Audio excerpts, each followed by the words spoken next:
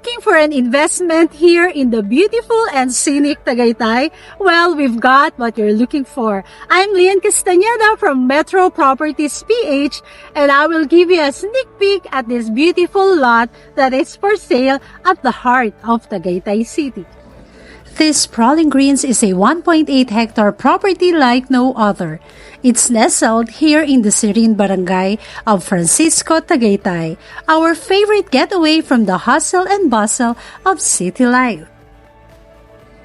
Its vicinity is a sanctuary for anyone who wants to be close to nature and escape from all the city noise. It is surrounded with slopes of pineapple plantations, resorts, farms, and everything that delights the eye. This 18,000 square meter lot is just few minutes walk or around 500 meters away from Santa Rosa-Tagaytay Road with a frontage of 55.68 meters long. With pollution-free, cool, breezy climate that Tagaytay is known for, this captivatingly beautiful space, gently rolling terrain, sloping up from the front to the middle of the property and sloping down to the rear boundary line. While the mid part is higher than neighboring lots, affording unobstructed views of the People's Park Peak, Sky Ranch and surrounding farms and developments, and can be seen from Santa Rosa Tagaytay Road.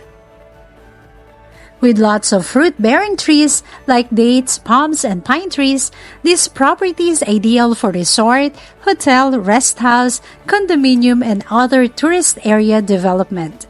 It's just few minutes to Tagaytay's commercial areas and famous tourist destinations, including the enchanting Taal Lake.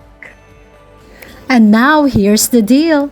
Compared to other lots for sale in Tagaytay, this one is surely a steal at 10,000 pesos only per square meter.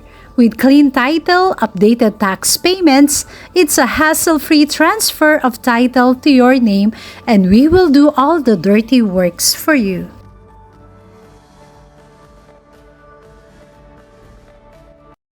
So that's it for our property tour for today. I hope you loved it as much as I did. So if you want to be the owner of this beautiful lot, please do call us at 0956-511-0819 for Globe and Viber number, and also 0956-091-3527 for Globe and WhatsApp. So hope to see you around. And this is the word for the day. The earth is the Lord's and everything in it, the world and those who live in it. God bless you and have a great day.